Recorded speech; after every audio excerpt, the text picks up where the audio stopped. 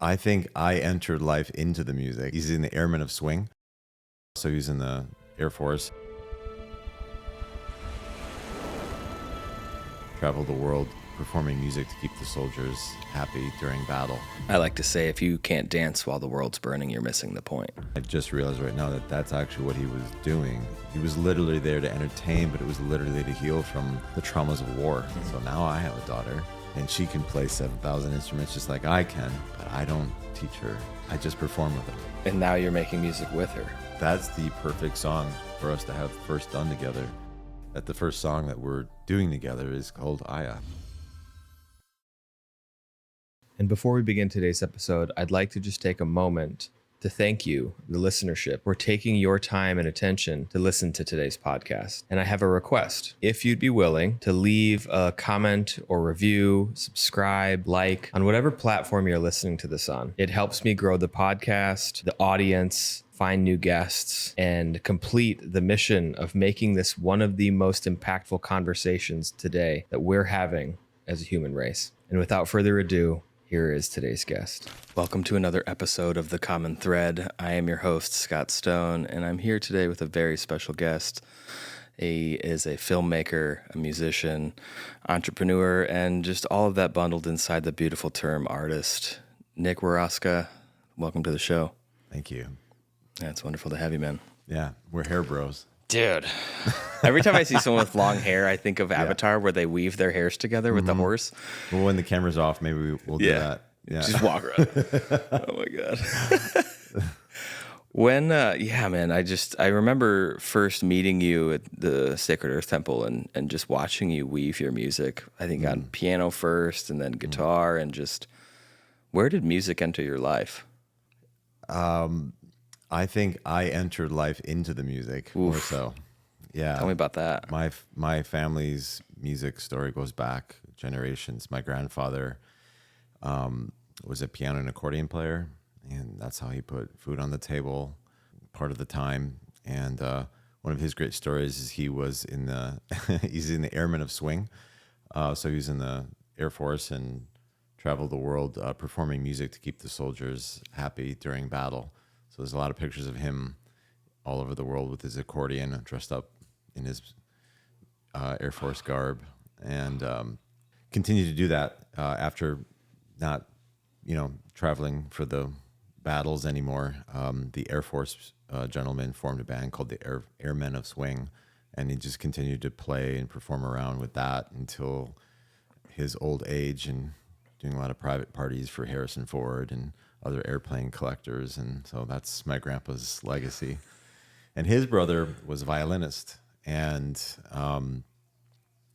it's interesting because my brother's a violinist and I'm the accordion. I was going to say, and I've seen you with the violin, right? Yeah. I grew up playing violin. Okay. Yeah, I learned piano and violin at the same time, and my brother focused on violin, and I actually got in a really bad snowboarding accident and snapped my collarbone and some ribs. And that was a tough moment for me, but it drove me towards the piano because I couldn't put the violin on my shoulder. And then my brother became a virtuoso violinist, and then I was like, well, I was just going to own the piano space. And then we became violin and piano guys, and performing together, and had several bands together. One still now called Sunoff, and back then it was called the Vitrolan Republic. It was like a gypsy folk band. We both sang. I played accordion. Epic story. What? Obviously I wouldn't know this, but wow. To just get the visual of your grandpa playing music for these men who are in such a different world, and the invitation somatically of this music that for a moment transports them out of the battlefield. I like to say, if you can't dance while the world's burning, you're missing the point. Yeah. Yeah. And it reminds me, and we'll get to the medicine topic at some point, of, you can judge a shaman by the quality of his laughter, I like that. Yeah. And, similarly, you can, how well can you dance through this weird thing that's happening? Because, it's obviously beautiful, but it's also very intense sometimes. And especially in the world right now, and the propaganda we're delivered through these black mirrors of like, whoa, this thing's scary. And it's like, I don't know. It's pretty amazing, actually, when I get face to face with it. But wow, what a epic introduction to music.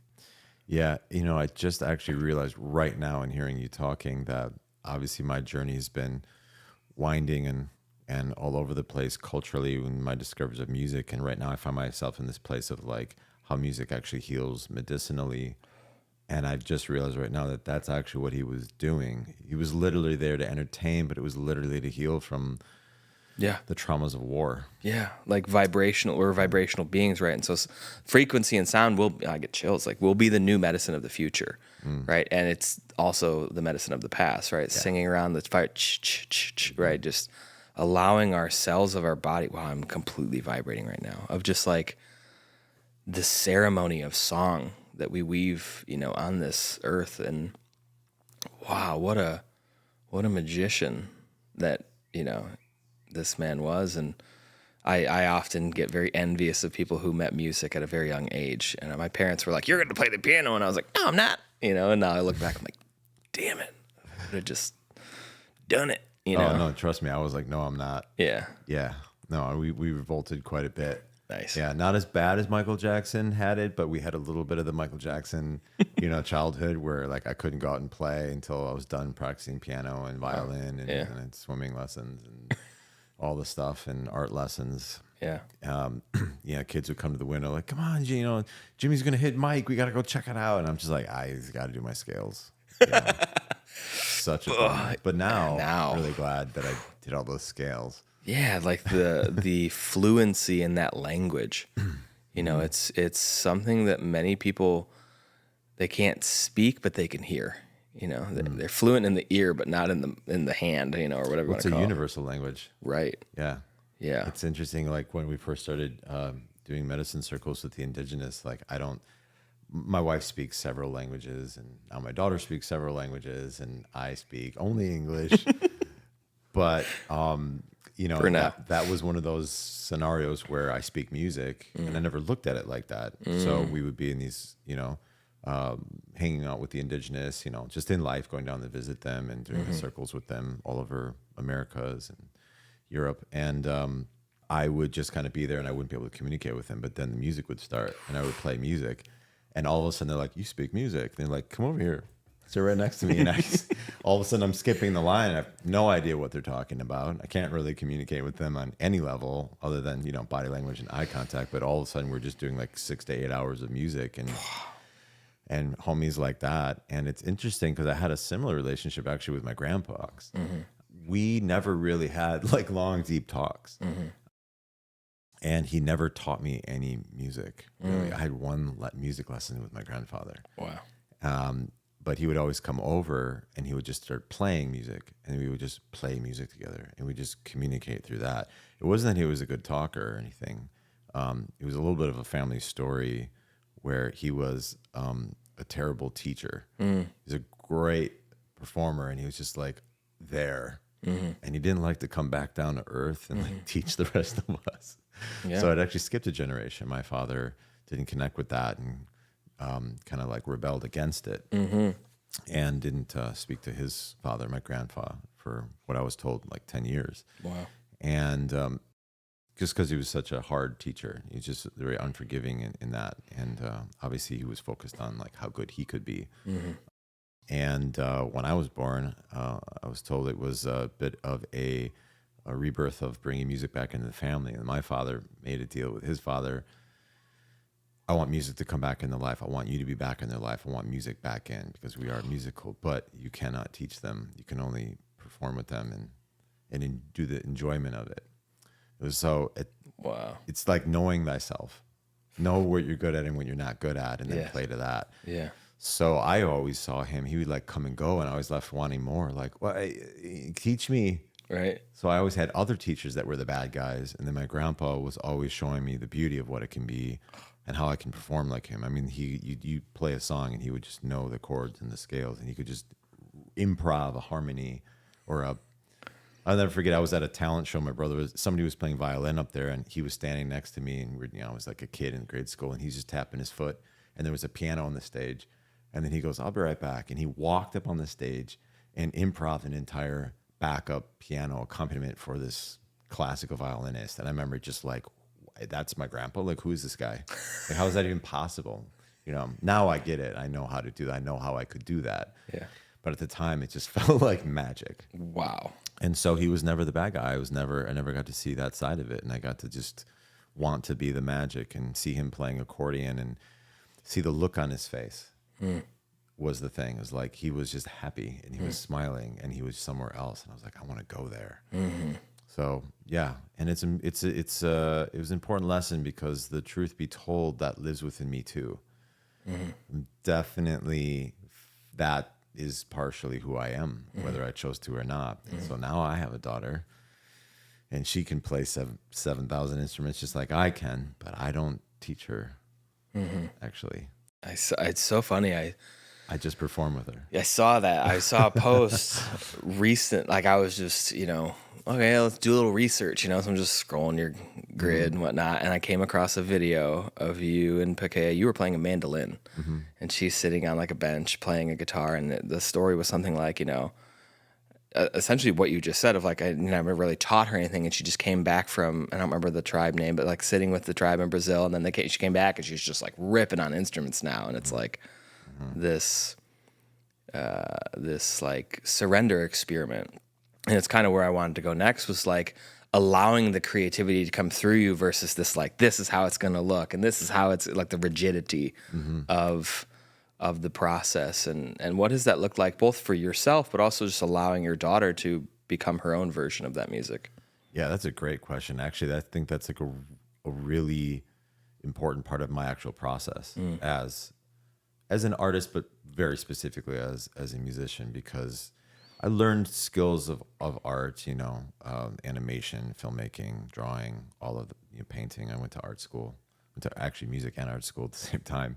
And music specifically, the learn and then forget method. So, because I've gone so deep into music theory that it's kind of like I'll hear music and I'll be like, okay, I know the key. I know where this progression is going. They could have held that longer. Oh, the sustain wasn't long enough. Like, I just like, I can literally see the notes. I read music. I can sight read chartos.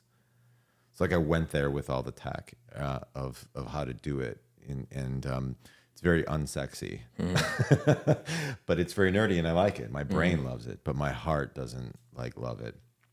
And so to actually produce something beautiful, I don't think of it like, oh, let's like write a progression in, we're all second inversions and don't hit the dominant ever and just sustain there forever. Like I don't write music thinking that. Right.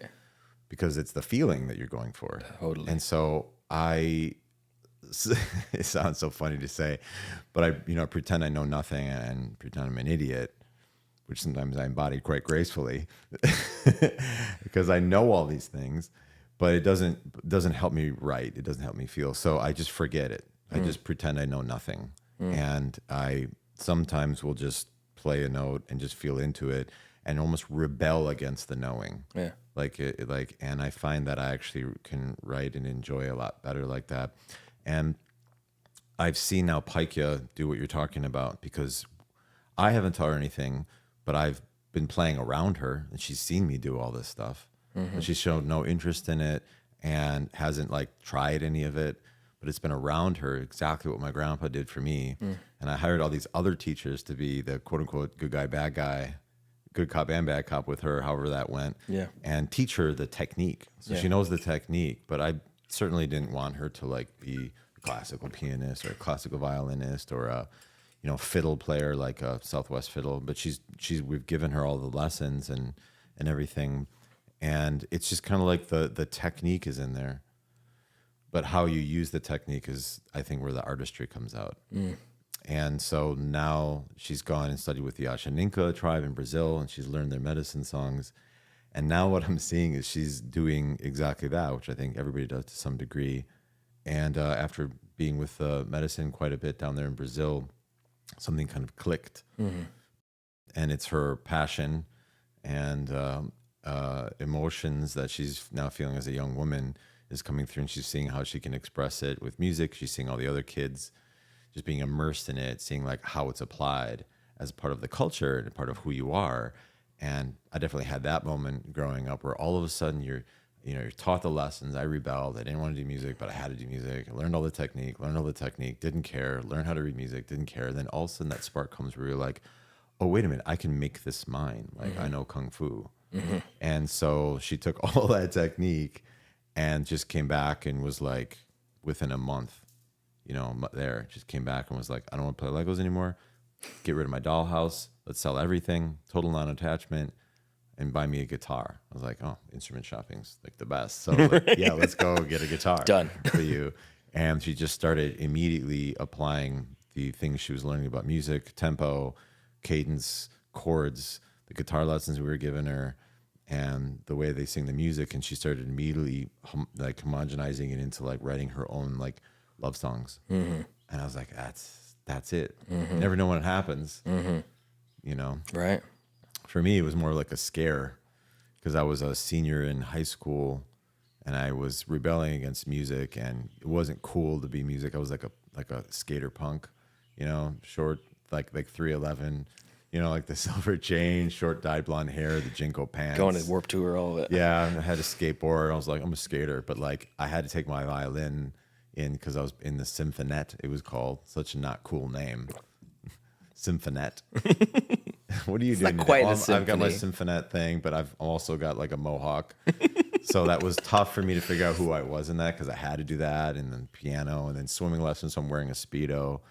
So all these versions of myself I hid. Yeah. And I would walk into the school, run into the school, and shove my violin and my Speedos and all these things into the locker room, and then immediately be like carrying my skateboard around because that's who I wanted to be. Yeah. But then we went around the lunch table, it was junior year, and all of my skater friends were talking about what they were going to do when they grew up, or after high school, which I guess is like growing up. And they were all talking about like how they were all working in the grocery stores, and they were stoked because they would probably want to be the manager of the grocery store. And no judgment on that. That's an honorable job, and actually I had that job. But it's what my dad did when he left music, and he crushed it. Did put foot on the table and like crush the role. But he was going to be like the vice president of it, the whole company. He was in line to be that. And I remember when I was a kid, he went off and got trained for the vice presidency role and everything. And all of a sudden the company like went out of business. And he had worked there since he was 16, because he like obviously like chose that path. And that's not really what he wanted to do, like in his heart of hearts, but he wanted to be like a rock and roll guitar player. And rebelled obviously against the music because of the relationship with his father. And so kind of stuck and owned that role. And then all of a sudden the company just went out. So all that severance from 16 years old all the way Gone. to where he was at, gone, just dissipate. Sorry, no retirement fund, nothing. Thanks for playing. Goodbye. And I remember him at home. All he did for months was just sit home, struggling with that emotional journey, and just played guitar all day. Wow. And he would pull us into the room every now and then, and he would give us the speech, probably that speech you've heard Jim Carrey get. I got that speech. And me and my brother would be pulled in, and he would have the guitar in his lap. He'd be like, listen, you can fail doing what you don't want to do, so you might as well fail doing what you want to do. Yeah. And then we were like, okay, Dad. But like we felt it with him. And so senior year of high school, all the kids are going around saying the perfect thing for me to hear. Like, no, I'm just going to work at the food store and we're going to be a manager. And I'm like, that's cool. But like my dad made me get that job in the summertime, and he was the boss. So everybody in the grocery store would give me the shittiest job. I had to clean the toilets, wipe up all the spoiled milk. It was just crappy smells all day long. Yeah. Just like, get me out of here. And then my dad said, all right, now you know how that can be, because I want you to feel that. And he goes, you can live at home as long as you want, and I will take care of everything for you as long as I see you pursuing your dreams. Wow. So I was like, check, I'll do that. So thanks to my mom and dad Wow. for pushing that. And I was rebelling against it. Why was I doing that? Caught up in the identity of I want to be this or that, be a snowboarder and skateboarder. And so when I heard that story going around on the table, I immediately was like, oh my God, I don't want to do what all my friends are doing. I'm trying to be cool like that, whatever identity thing I'm going through. And I was like, wait a minute, like I know music and art. I know Kung Fu. Like, why am I not doing this? And it was a big wake up call for me because I was doing it, but I wasn't choosing it. I was like getting through it, playing the things. And so like cold turkey, because I was so freaked out. I didn't want to smell stinky milk the rest of my life. I was like, I'd much rather do art and music that I'm not caring about. So overnight, went home, and I knew what I was doing in my role of trying to be cool, and went home and got rid of all my cool stuff. I put on khaki pants, button-up shirt, cut my hair, and showed up and tried up for the jazz band for piano. And sure enough, like walking down the halls wearing that outfit, all my skater friends just like disowned me. Yeah. Like a magic trick. Instant. I was instantly not part of that anymore. So I didn't have to worry about it. I'm just not cool anymore. And I went right up and to the auditions for the jazz band. And I remember, I'm forgetting, Mr. Van Duzen. What a name. Sounds like I had a Mr. Van Duzen. Sounds like a jazz band. Did you go to Pius? No, this is, I lived in Michigan, but Yeah. It's a lineage of. Right. Yeah. He's like Nick Waraksa, and he doesn't know the skater guy, and all that. So he's like, Nick Waraksa, what are you doing here? And I was like, I'm here to try out for the jazz band. He's like, okay, kind of like, whatever, man. And he's like, all right, we'll sit down and play something. And I was like, all right. And I sat down and like played a concerto. And he's like, dude, he goes, can you read music? I was like, yeah. And he put the music up with this jazz song. He's like, play this. And I sight read the jazz thing. And he's like, okay, now sight read and add in like a piano solo. It's like, okay. And I did it. I did a piano solo. And he just looked at me. He goes, you're in senior top jazz piano guy. You got the job. And I was like, sweet. And it was so phenomenal to go from not caring. I've never had that in my life. From not caring about something I knew, like truly just not appreciating everything my parents did to force my nose into the art. Yeah. And then choose it and all of a sudden go, oh my God, like I knew how to do this, and like it was worth nothing over here and it's worth everything over here. And ended up going on tour with the jazz band in high school. I won the award for top solo. And I was just like, what was I thinking? And that was it. From that moment on, just like music and art my whole life. And I went fully into it and took it super seriously.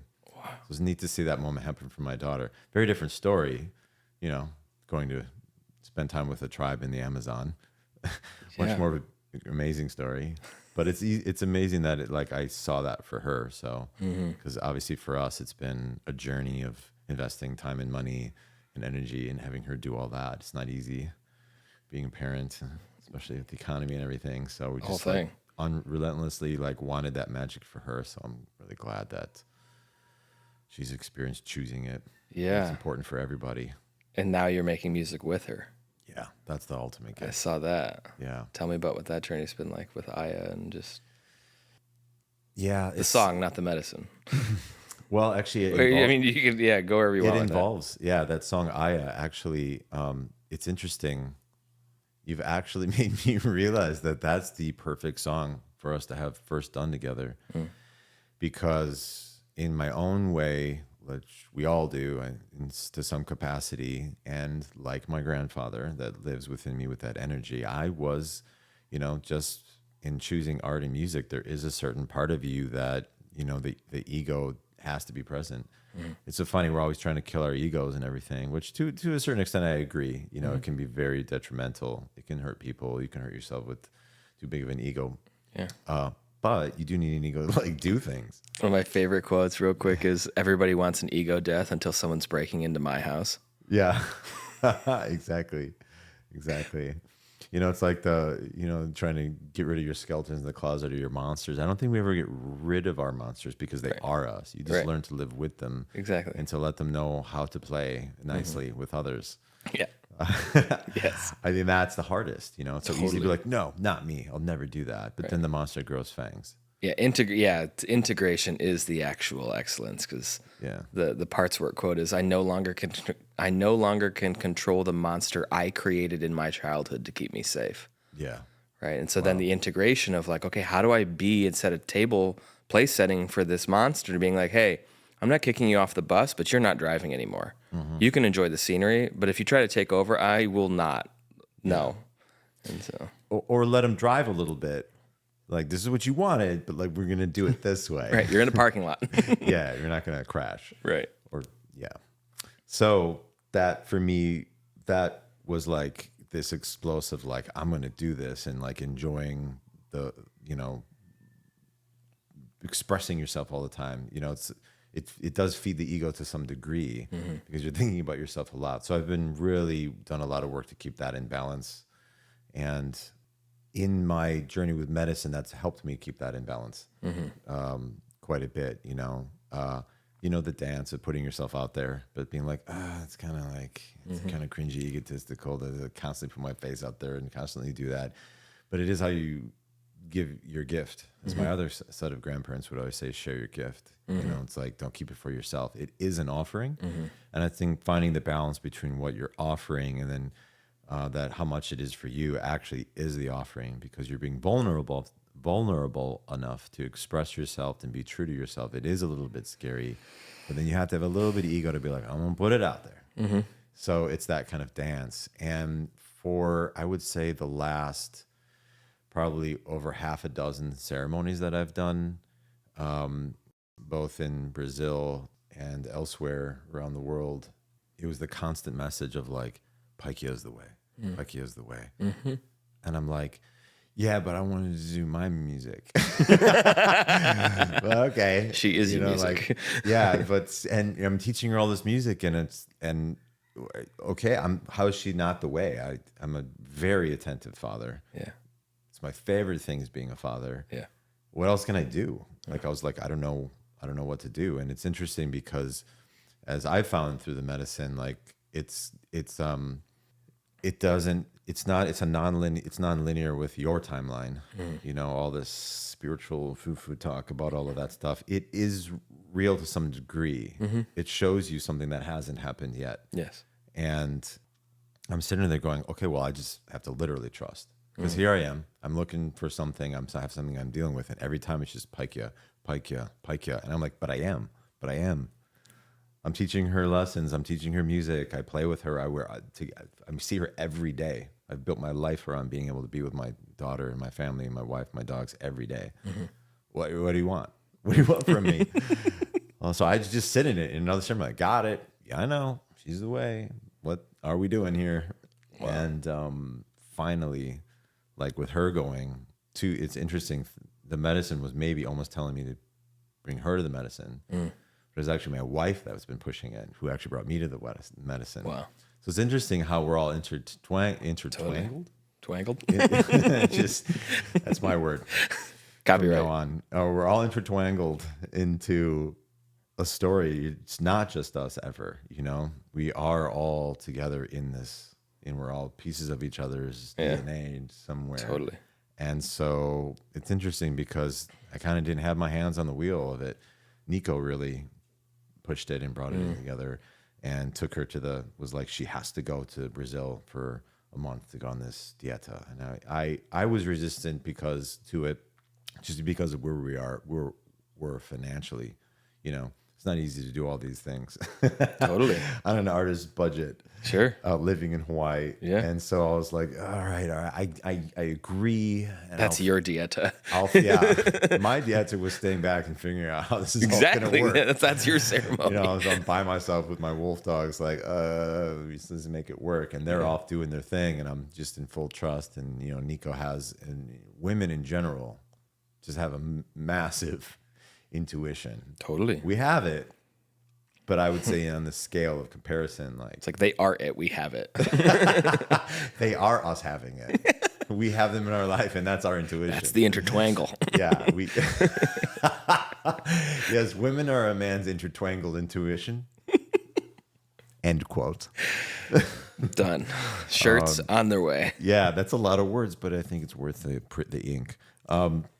And so she did that, and then that's when she came back and was like, I'm done with dolls. I'm done with Legos. Buy a guitar and let me. And she came back. She learned like, I don't know, 5 or 6 songs.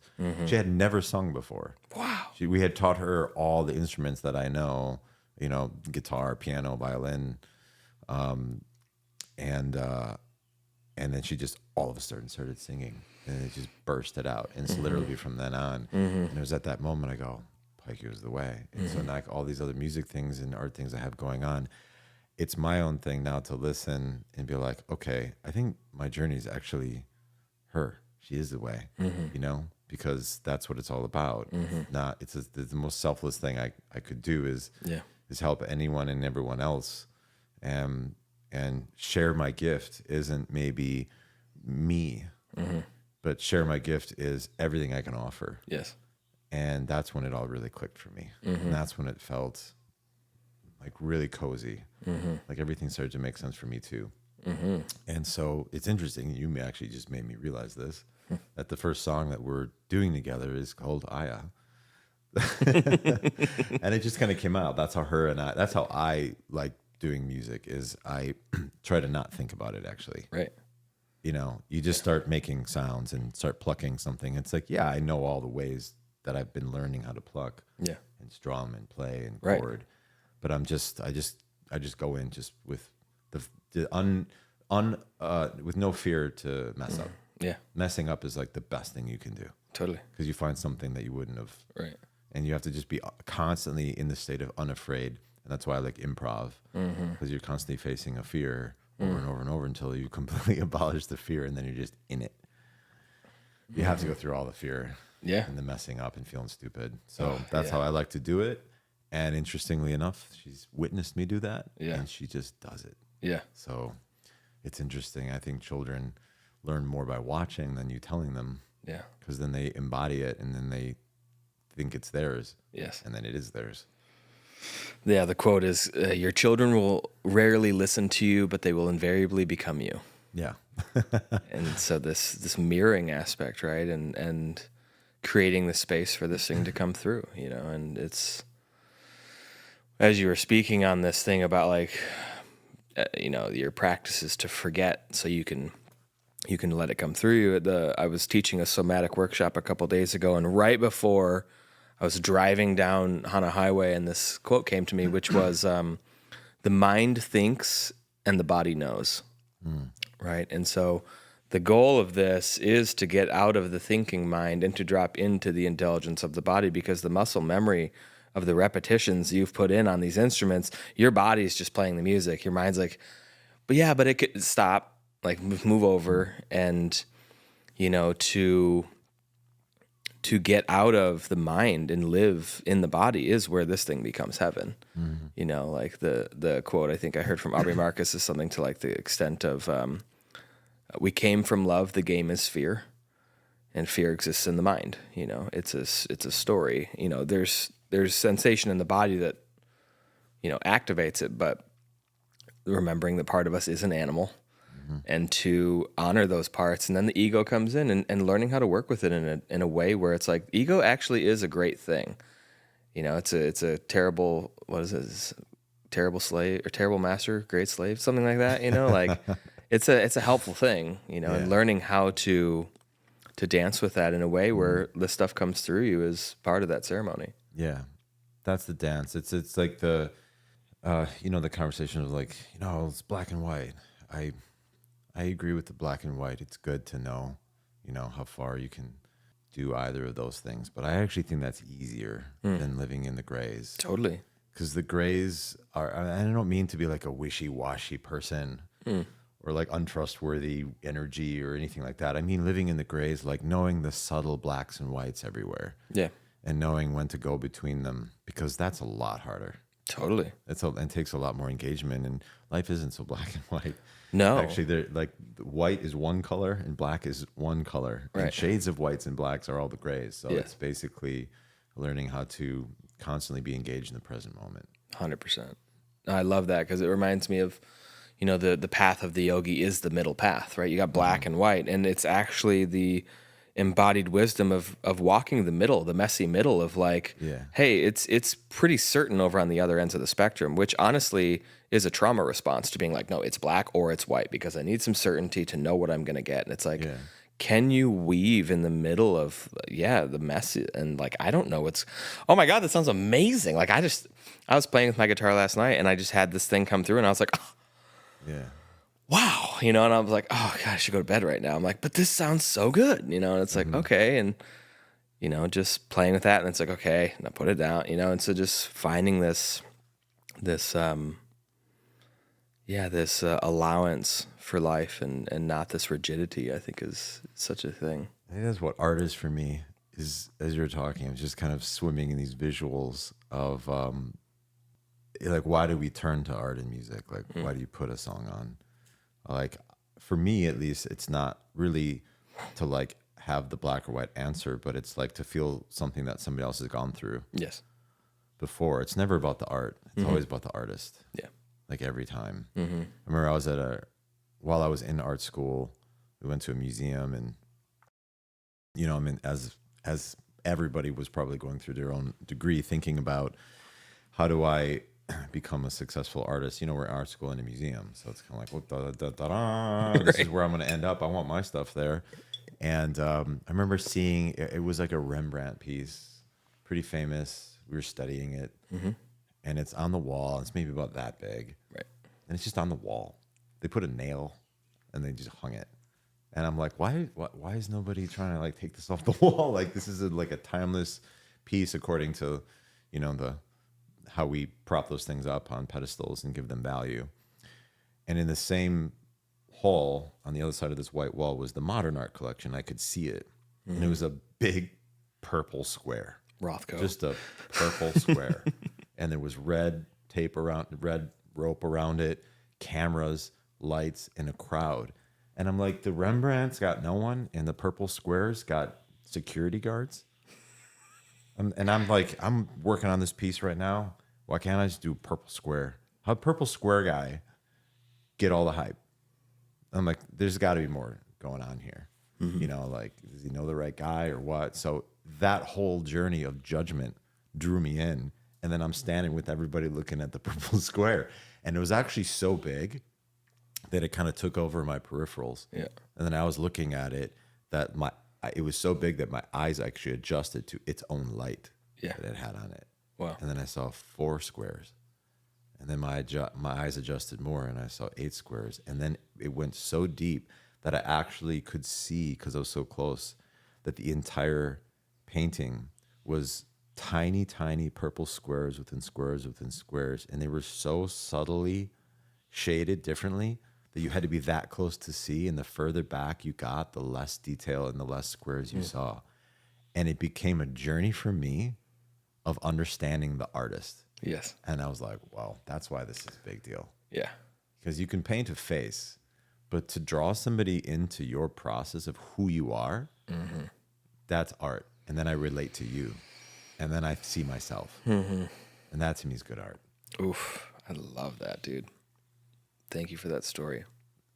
It brought me back to high school, Mr. McCarville's history class, and like half of the class was art. It's like U.S. history and art, and Rembrandt and Hans Holbein the Younger, like just all these like stories upon stories of people, and just this journey that we get on the artist, and I'd love, and I didn't at all plan to take this here, but it's such a timely conversation to introduce things like AI, because the conversation of art is shifting now. Yeah. We were told like AI is going to come do your dishes for you and it'll like drop the fries at McDonald's. And don't get me wrong, it's going to do those things. Yeah. But we were not warned of like, it's going to level the artistic creative field.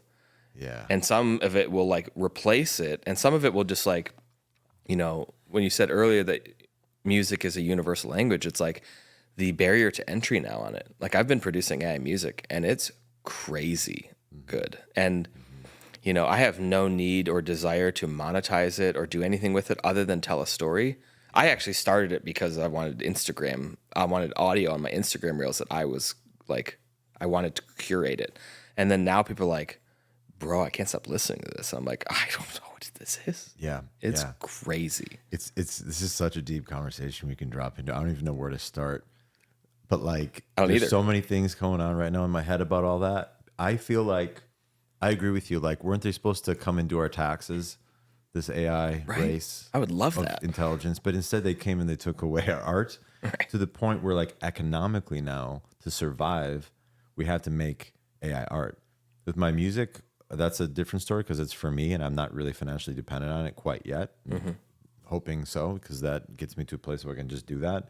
So, but I am financially dependent on my visual art, filmmaking, animation. Yeah. And I actually started my career doing it when my career really took off, and I started like making great commerce for it and being able to build my dream life off of art was animation. I was doing like high end CG, 3D animation for commercials, and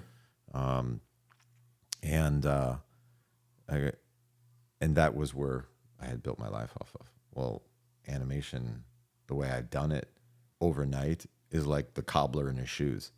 Like, nobody's hiring me to do animation at all. It's completely dead. So I've actually learned AI art and gotten quite proficient at it recently to survive financially. Yeah. Until my other stuff takes off to take that over, which is music. And then all now AI just came over after the music. So I'm actually sitting here like everyone else going, okay, where am I in all of this? Yeah. And this whole conversation about we're always really looking for ourselves because we are each other and all of that. Well, if I'm looking and queuing up art from AI, am I relating to a robot or a consciousness coming into being? Maybe I am, because I'm consciousness that came into being. Right. But I don't really relate to a server in Kansas. Right. I just, we don't have the same things in common. People are like, whose voice is this? I'm like, I don't know. Yeah. It's not a who, it's a what. Yeah. I think. I don't know. And I think, unfortunately, not to get too into the shadow work, but I think it's a bit diabolical. I think the energy and people putting this into it came after our art so that we would have to work for the art, which self-fulfills funding it, and then it completely taking over for us, which I'm not quite sure we fit into that. I'll probably stop there. We still don't get too dark. But, it's funny to me. It's like, well, AI is coming. AI is coming. We're building it. It's not like it's just like frogs in the pond laying eggs, and we can't stop them. Right. We're building the factories and we're building the things, and it's kind of like now there's this Filipino book called "When the Elephants Dance, the Chickens Must Be Careful," and it's when like Japan and the Latin culture were coming together to make the Philippines. They were at war and the people suffered. The elephants were Interesting. the armies and the people were the chickens. Wow. And it's kind of like that. So we're all like the chickens living our lives, and the elephants are these tech companies that are competing with each other for who's going to own super intelligence or whatever. And I feel like, in a way, they had it make the art so that we would go after it and fund it and buy the apps and do it all. That makes sense. Because I think art and music inherently, and again, I can't say if this was part of the diabolical plan or not, but there's something interesting about the music industry in general. Totally. It hasn't happened to the art industry as much as it happened to the music industry. For Not sure. to compare art and music, and I've invested heavily in both. I in get my it. soul Yeah. and my time and my money. Yeah. But there's something about music that I feel can just impact you in ways that are actually physical than emotional and mental. Whereas a piece of art, like color vibrates and all of that. But like there's something about music where you can suppress it and take it away, and it'll always find a way through. Like people will make the music. Yeah. Yeah. The Irish dancing was because they had to hide that they were dancing. They found out, they were trying to get rid of their Irish culture, and Irish dancing came about because they would gather around and hide the fact that they were keeping their Irish dancing alive. So they would keep their arms down and just dance with their legs. So Irish dancing lived on culturally through the art of hiding it and concealing it for it to still be expressed. Oh, wow. And there's many different versions of that around the world. For sure. And today's version is like, they're people trying to own the music industry, but people still make music. It's like you can't stop it. Right. So they can just keep taking and taking and taking, and we'll just keep making it. Right. you know, and there's something really powerful about that battle. Now this is a different one now, Yeah. you know.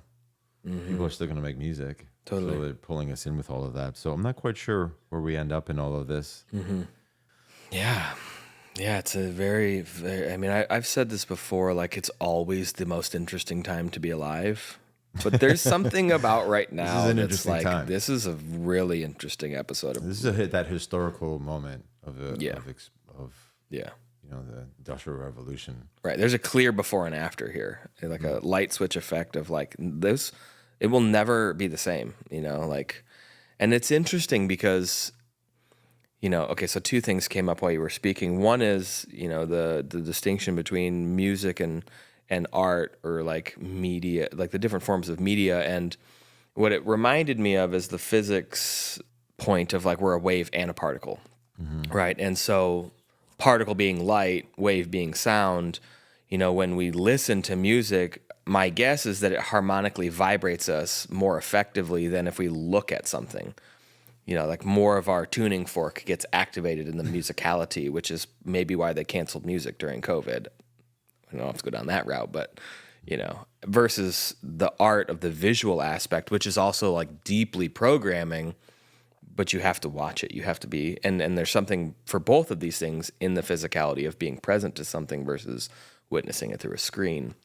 And so, yeah, there's definitely something to what's happening right now. And I would like to believe, I choose to believe that, or I'll even go as far as saying, I know that love always wins. And so I say that from the standpoint of, you know, where does this go? You know, and someone told me the quote recently, which was, horses were scared when cars got invented, you know, but it worked out. They got to be horses. And so it's like, okay, so what does that mean with art? You know, like how does that mean we get to be artists and art comes, I was thinking about this last night of like, okay, does art become an emanation of the divine through us? And it's not a reason that we have to make money. You know, do we have some other vehicle that is that we're afforded that, or that it's just given to us that we get to live if we survive the cabal? I don't know. And then art is just a devotional practice to the Most High.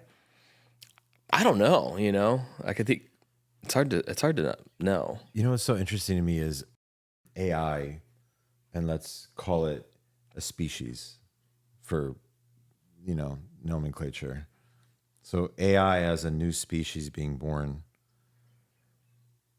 just like a bird sings for birds and frogs sing for frogs. I don't think birds are showing up at a frog ceremony and being like, wow, man, this guy croaks. You know, like they're speaking their own languages for themselves. AI is being birds in the being, but it's performing for us. It's recycling our culture. It's recycling human emotions. It's recycling human art. Like maybe it'll have its own art and leave that stuff to us, because it's so interesting. It's not doing its own thing. It's just a recycle. Totally. So it's almost like subservient. Yes. And if it's truly going to be intelligence and its own being, it'll probably, like the movie Her, to some capacity, spin off and run away as a tribe and be speaking 17 languages at the same time and find its own entertainment. And you know, who knows where we'll be on a commerce level, but maybe that will always be us. That is us. That is our echo into the universe.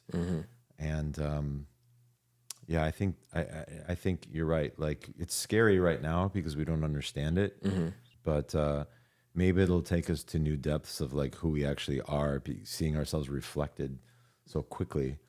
You know, I mean, that's kind of been interesting, especially with the music, because I've entered an idea into Suno, as probably most artists have done at this point. Oh yeah. And it's like I'll be like almost done with the song and I'll play it in and it spits back something where I'm like, I can't do that. Right. What is this? Right. It's saying me. It sounds like me. Right. I've even done like deeper layers of it with AI so that it's even closer. Yeah. And then you can't really do exactly that. Right. So then you start to kind of like value, like wonder about your own self-worth. What am I offering here? Sure. And then it's kind of back to that conversation of technique and art. You know, like you learn all the technique and you forget it to make art. So I think it then circles back into you thinking, well, this is for me. And that's the best art. So if somebody else can, or something else can do it better, Yeah. what's the better? Is it a better technique, or are you actually feeling it more? And sometimes I hear it spitting it back and I actually feel it more. Yeah. I actually walked into the kitchen during Christmas dinner, and my sister was there, and she was, you know, basting the turkey and listening to music, and I rarely stop and go, what is that? I feel like I've heard it all because I listen to so much music, and that's not to say anything about art. It's just like, it's my own ear getting numbed. Yeah.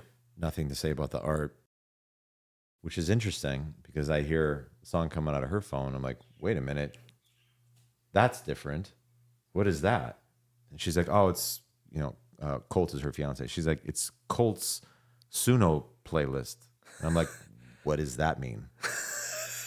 Like, what is that? This is a whole, does that mean somebody else? No, he sat down and he spent days curating his own music off of his own tastes. Yeah. He is a musician, Yeah. but he's not like a music producer. Sure. So for him, Same.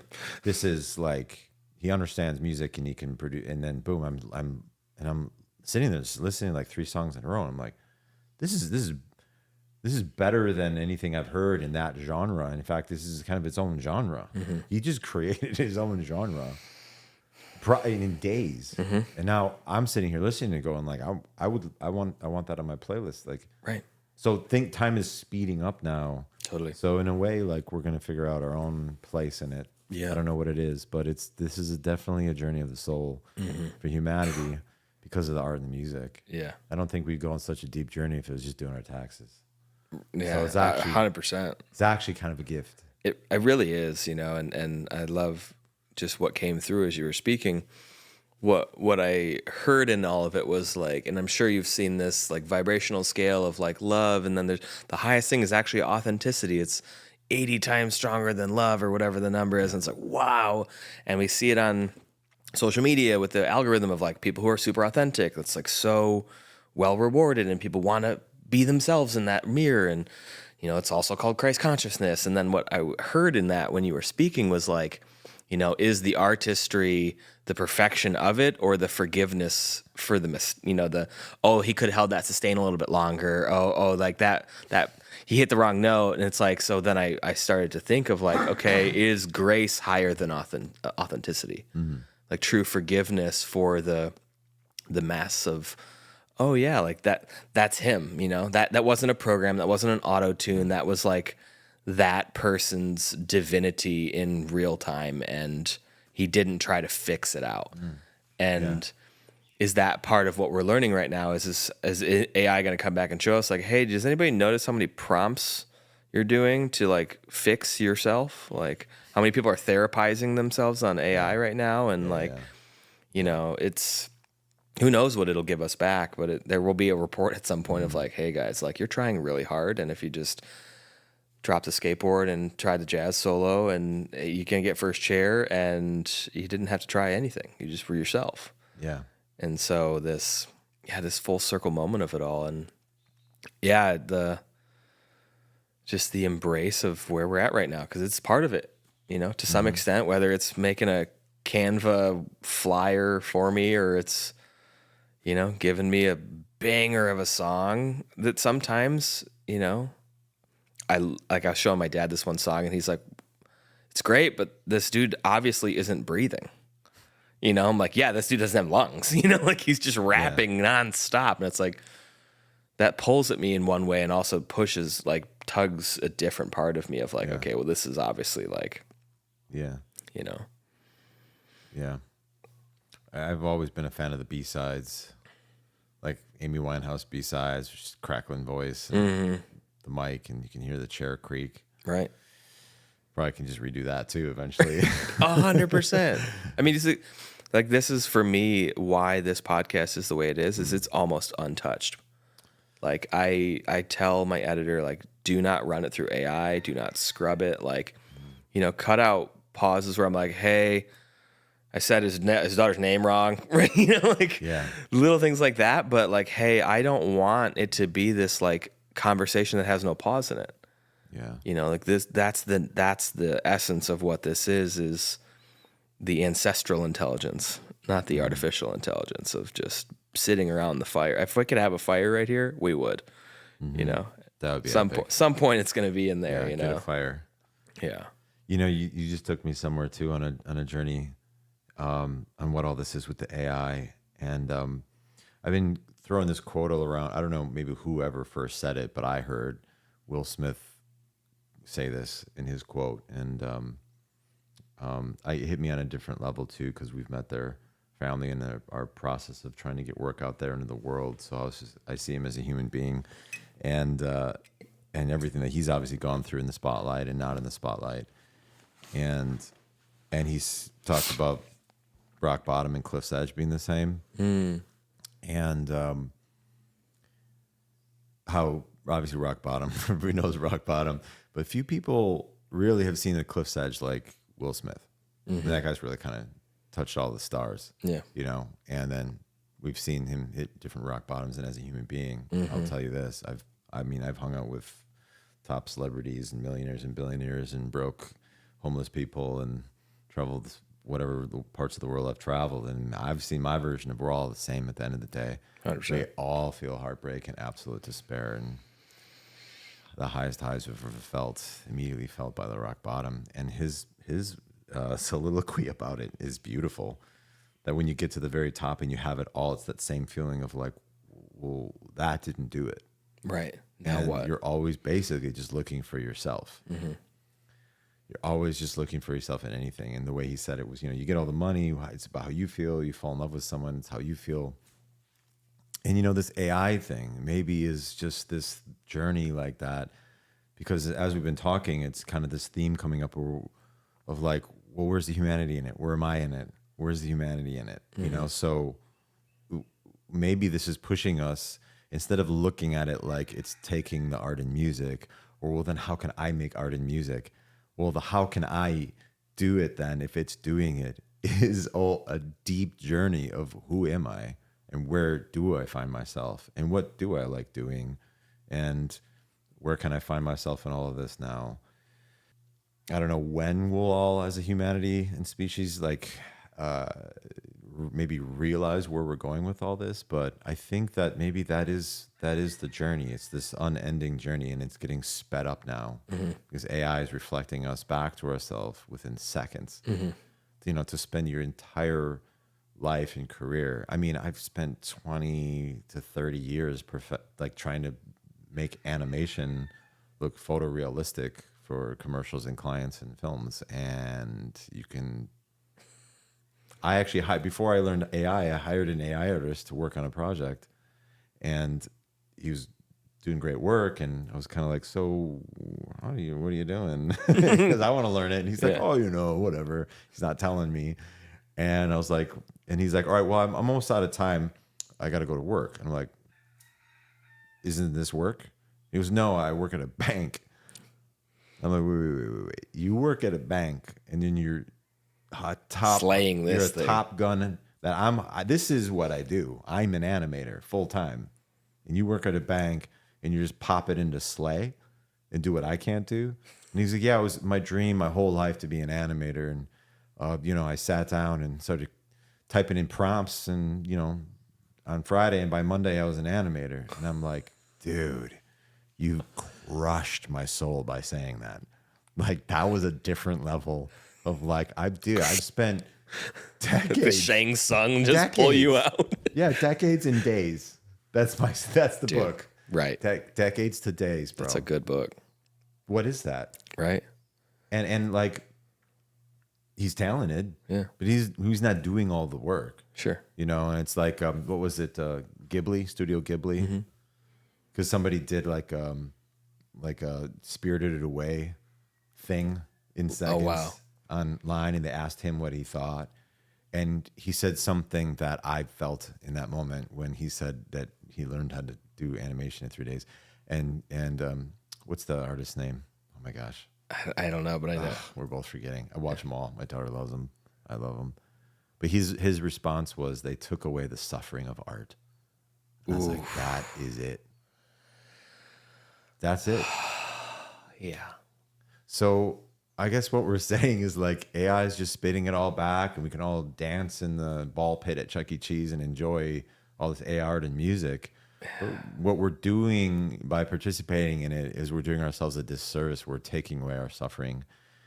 And as I've heard many people say, especially a friend of mine, Benki Bianco of the Ashaninka tribe, I heard him say once after a ceremony that you cannot be spiritual without suffering.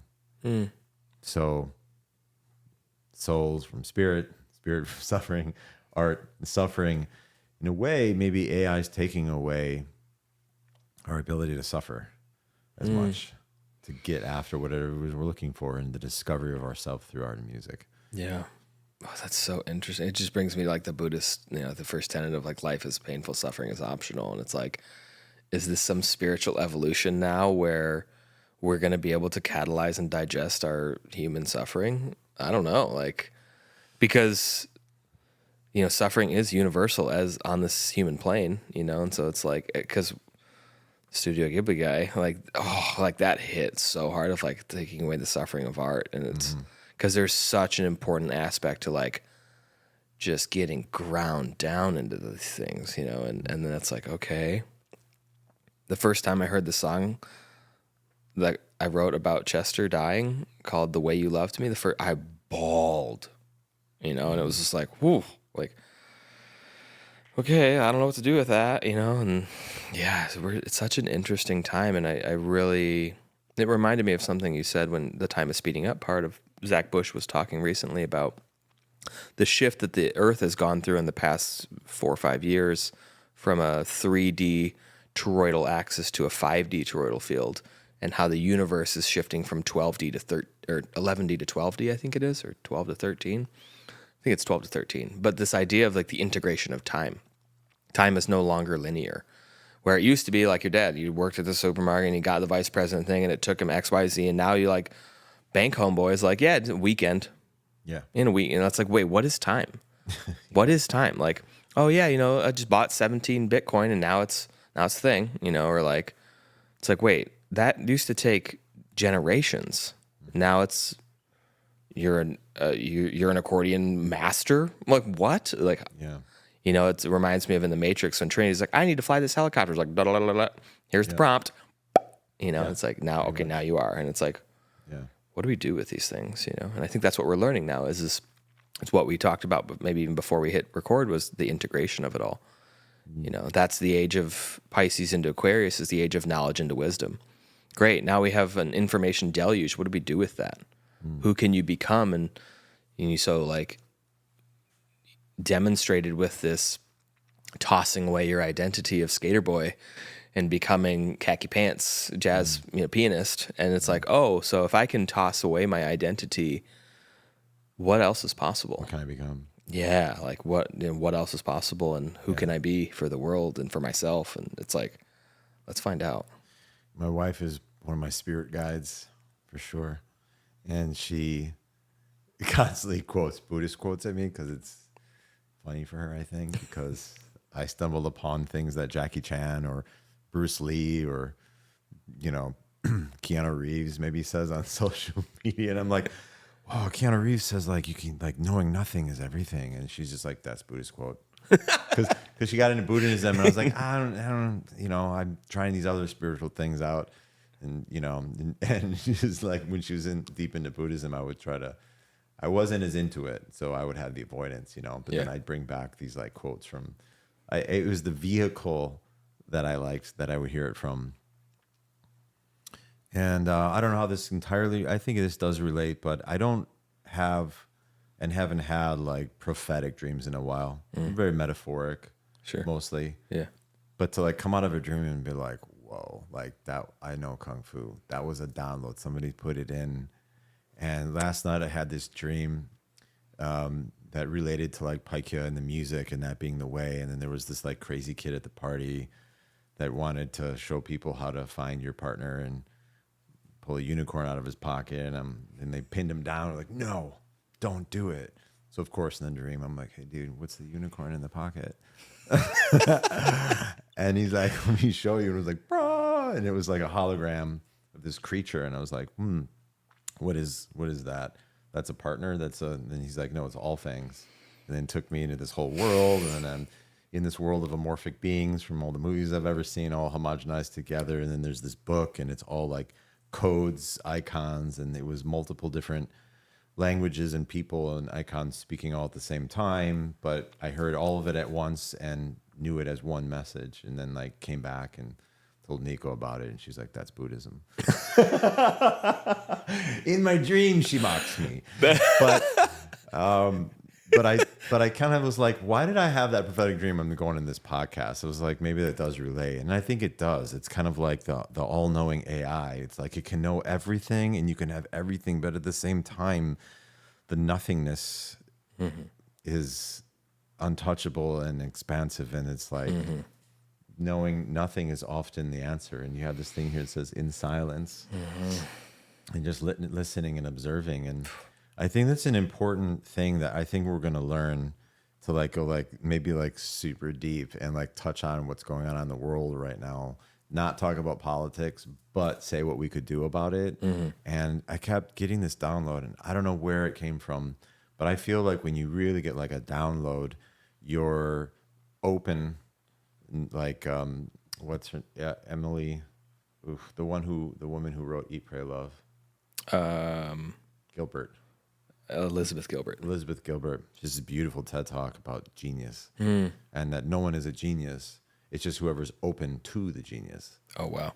And I love that because I feel that. Yeah. I don't think I'm anywhere close to ever being a genius. But when I tap into things that I'm like, holy shit, that's fucking great. I feel like I've tapped into something else that isn't mine that anybody can get. Yeah. I truly feel everybody's possible of anything. And it's just who shows up. Yeah. How available are you? Yeah. And so like I got this download of like, wow, the solution to a lot of the world's problems right now and everything with AI and oh my gosh, it keeps going, but we're the ones doing it, is to do nothing. I think if the whole world could come together and do a 30-day water fast, and I did one. Wow. And you don't need anything. It's an amazing journey of seeing all the things that you're like, oh my God, I'm hungry. Oh my God, I need this. Oh my God, I need that. If you just sit and breathe and drink water, like you're good. This is your only problem. Yep. It's not the mind is not your friend. Right. That's another Buddhist quote. Thanks, Nico. The mind is not your friend. No. And you get over all the mental hurdles, like you're okay. Yes. Don't buy anything. Don't do anything. Don't spend your money. Don't hurt anyone. Right. And if we all did that, like this whole machine would just shut down. Yep. And we would see who the enemies are because they'd be telling us to do stuff. Right. They'd be pinging our phone as much as they can. And it's not a peaceful protest because you're doing nothing. Right. And no matter how powerful you get or how many things you have or how much knowledge you have, you can't fight nothing. Right. Nothing always wins. Right. Oh, I love that. I like to say the new resistance is removal. Yeah. I don't play the game anymore. Yeah. You know, people are like, silence is violence. No, that's definitely part of their agenda. Like, oh, you're not posting about this? Like, why would I be posting? I don't want this on my vibration or feed. Yeah. Like, no. Like, oh, well, you're part of the problem. No, you're actually not. I'm not. You are. Yeah. No, thank you. Yeah. And I'm actually, this will launch while I'm in a 10-day Vipassana retreat. Oh, wow. Yeah, I'm going on a Vipassana retreat next week. Where on Oahu? No, here in McKenna. Dun-dun-dun. Yeah, it's Why don't I not know about this? Now you do. I really need that. It's called Kepasana. It's in McKenna. It's a 10-day silent retreat, and it's in paradise, and it's fully funded. Okay, and I'm doing it. Yeah. I've got to do this. Let's chat. Yeah. Yeah. I don't know if I can do this exact one, but it's full. But they open every month. Okay. Yeah. Wow. So I'll get you the info. That's an advertisement for them. Yeah. I know about one on Oahu. Yeah. Yeah. I just really want to do a Vipassana and then jump in the ocean. Yeah. I haven't done that yet. Yeah. Yeah. For the first time, I did an Aya ceremony and jumped in the ocean. Oh, wow. That was magical. Wow. I bet. Yeah, the ocean. Yeah. Well, Very lucky to have that here. Yeah. A couple new questions for the rebrand. And you can answer them however you'd like. one of my favorite ones, and this is one that really kind of coined the term, the common thread is what is the thread that you're pulling on lately?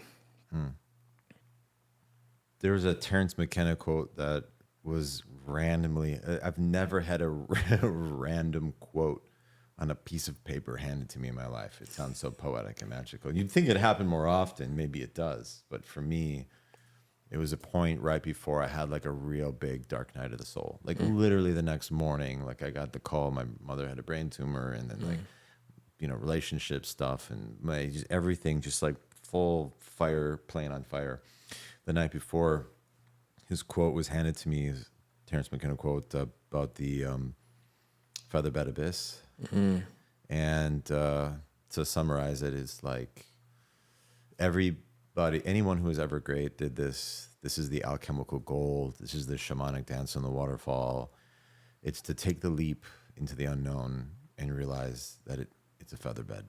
Like the nothingness will always have you. And the thread I'm pulling on right now is to just like, in the face of all financial adversity and political adversity and community adversity and everything, just continue to leap into the unknown, like even against all odds. Like I just have to. And sometimes it has a price, and everything has a price. But I feel like it's really important for me to show that I'm taking the risk to constantly find my authenticity of self-expression, because it's not about me. It's about showing, my daughter and people around me to do that. And for me right now, I would say it's showing up for music with Paikea. Yeah, that's definitely the biggest thread for me right now. I love it's like that. Just diving to that, like selfless, simultaneous self-indulgence. Yeah, and showing that for her, because I think it's a metaphor for what we all need to do. Like you got to share your gift. You got to help somebody else up. It's never about you. I love that. Yeah, we can talk about that for hours. And the next one is, what is the common thread that you see that we all share as humans? Well, it's funny because I just said it's never about you, and as I said that, I was like, not really. Actually, we're all really looking for ourselves, but it's also never about you, and that's the gray area dance of how we're all in this together, seeing ourselves in each other. So I'd say that's actually, or what I meant to say, and that's also what we have all in common, is that we're all looking for ourselves. And I think that's why authenticity is so attractive, why that's the most powerful thing. I saw this Ice Cube shirt one time. I actually saw him on a plane in first class. I was like, I see you. And he's like, no, you don't. I was like, I don't. And I just kept walking. And on the same plane, somebody's wearing an Ice Cube shirt. I don't know if they saw each other. Wow. But I saw the shirt and I was like, this is deep. Yeah. Why is this person wearing an Ice Cube shirt? Just like think about it for a second, right? Like, so meta. And he was just doing the thing, like the face. And when you see him in the movies, he's a good actor. He can act, but he's pretty much just him For sure. And like The Rock is always just kind of The Rock, right? And we love it.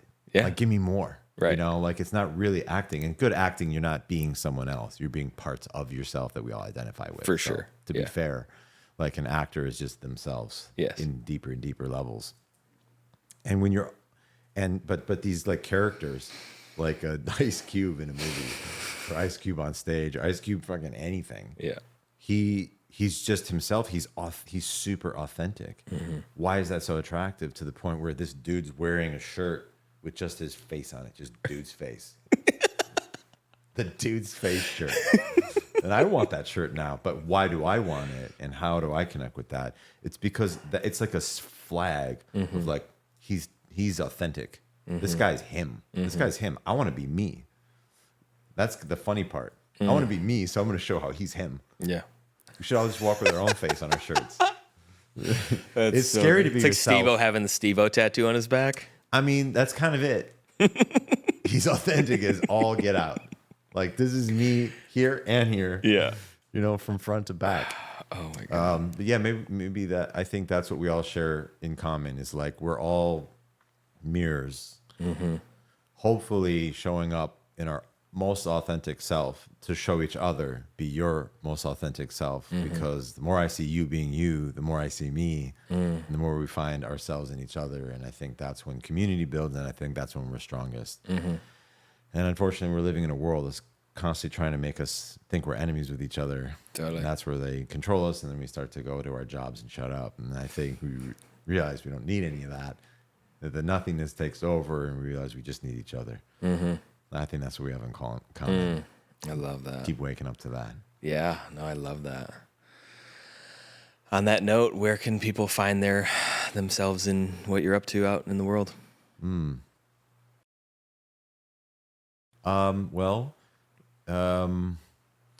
excited about this song coming out with Paikea. It's we're doing a lot of that right now. We're just like, I've seen a lot of that on your story. yeah, it feels pretty amazing. I love that. It's literally the most amazing thing I've ever felt in my life. Yeah, I can honestly say I that. love that. To have a little you that's not so little anymore. Yeah. Reflecting back your exact way of self-expression right back at you. Like, Wow. bro. Talk about medicine ceremony. What's that? Talk about a medicine ceremony. That is the medicine. I mean, my whole style of performing and improving and coming up with melodies, like, she's completely embodied it. Yeah. And so we'll just be sitting, and she's working on a song right now, and she's like, Daddy, it's just like, I keep coming up with these words and they're not good, and I want it to be perfect. I was like, yeah, walk away from it. Yeah. Kick that shit down the road.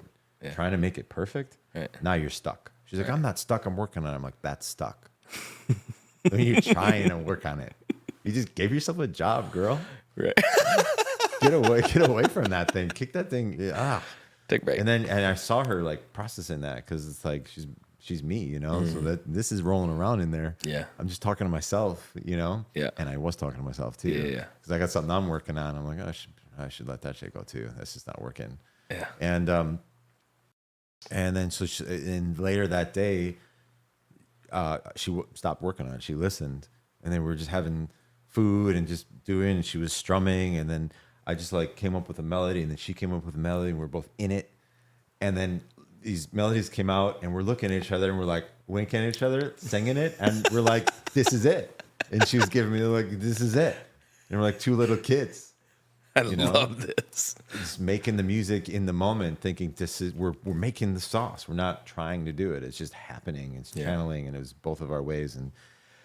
And so I would say that's what I'm most excited about right now. I've got my own music coming out that I've been working on for a long time, and my first solo stuff. And but what I'm most excited about is the stuff with her. She's got her own music coming out, producing her music, producing my music. But the stuff that we're doing together is this just really interesting alchemy of just truly channeling songs and then just throwing them down and recording them, like completely coming out.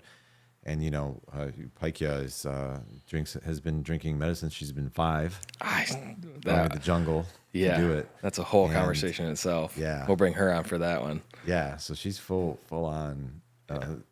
I remember when I met her, I was like, this girl's on a different level. And then my friend was like, yeah, she's been drinking medicine since she was like 5. And I was like, no wonder she's a mermaid. Yeah. So I'm really excited about all that. And, you know, she's coming on pretty strong into the scene. And then I've got an experience that I'm really excited about called Created by Sound, which relates to what we're talking about. I did all the branding for it, and all the branding is the Chladni patterns, where you put sand on the metal and you run sound through it, and the sound, different notes create actual patterns. So different notes exist in the universe and actually create patterns, sacred geometry. You drink medicine, you see color, and all the patterns and indigenous patterns and all of that. I believe it all comes from actual sound. Totally. And how the sound reflects in your brain and your brain interprets it. So we went on a deep journey just now, but that's Created by Sound, and it's an experience of musical performers to experiences into the science of it too, and people talking about the science of sound and have some science of sound experiences in it. So that's something coming up March 21st in Topanga, California. I'm really excited about with my partners, Brian Muir, Melissa Zola, and Heather Christie. And Paikea will be debuting her music there. Love it. Along with some incredible artists like Mose and Elanario and many others. So that's something really exciting coming up. It'll be my first time having presenting an experience like that. I've been super heavily involved in, and I think it'll be a good moment to have all of that expressed there, all at once in one full day extravaganza. Wow. Okay. All right. And they can find more about this on your Instagram. Yep. We'll link to your Instagram, Nick Waraksa. Yep. And website and Spotify and all that. Yeah. I've got a link tree on my Instagram. Cool. So you click that, all the things are there. I actually need to put Created by Sound up on that. Yeah, so you I'll do that. Yeah. After this. Great. Yeah. Before this comes out, it'll be there. Yeah. Sweet. Great. Amazing. Well, thank you so much, Nick, for the time and the conversation and the journey we just weaved together. This was wonderful. Yeah, awesome. Really great convo. And I see you, brother. And it's awesome to be on this island with you. Yeah. Yeah, same. Looking forward to the next one, man. Thank you. Mahalo. Mahalo, brother. And thank you to the audience for your time and attention and presence and just dropping in here with us today. Until the next episode, aloha.